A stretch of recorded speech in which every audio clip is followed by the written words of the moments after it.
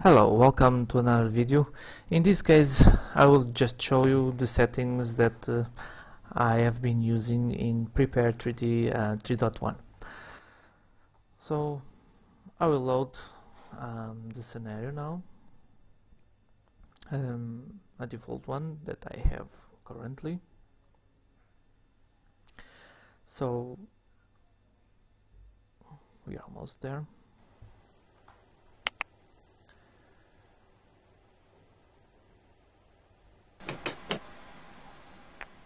Okay,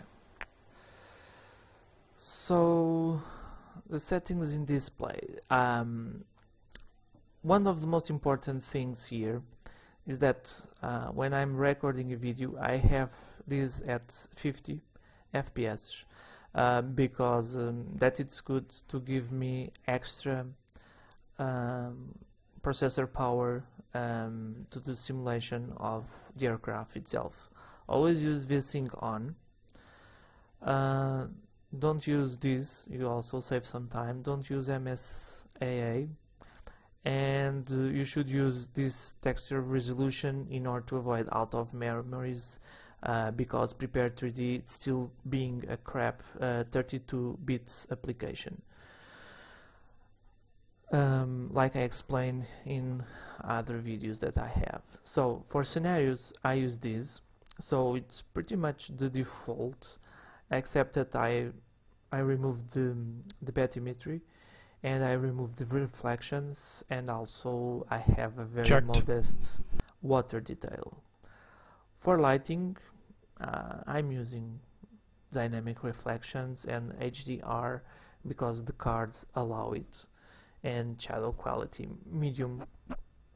If you don't have problems with out of memories, you can increase the shadow.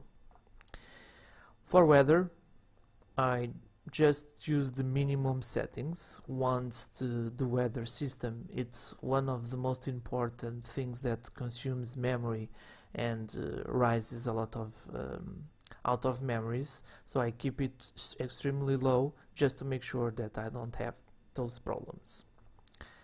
Traffic.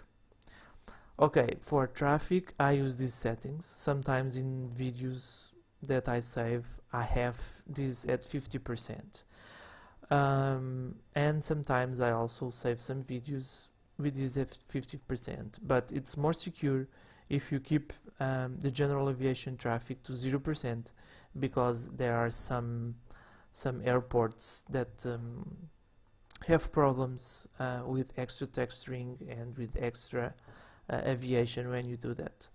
So I recommend just to have this in the first 50%, between 10 and 50, something like that, and that's it.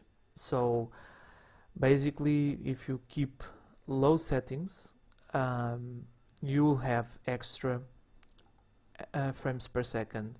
And even if you try this, for example, let's make here a real example. I'll put this at 30 frames per second. Okay, this was a just. Okay, I will put this here, and as you can see we have completely 30 frames per second. And okay, this is a crappy airport, but nevertheless the frames are very fast, as you can see. For example, let's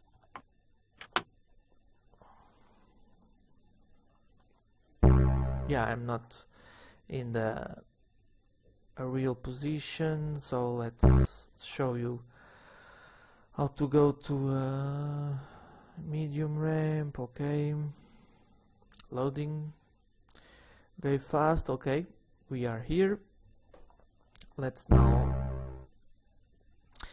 in this case we don't have it because we should have a heavy place to have the aircraft, but nevertheless what I wanted to show you is that you can have a very smooth frames per second. You don't need to use more than this, but if in your case your scenario and your computer allows it, go a little bit further, for example 40 or even 50, and check.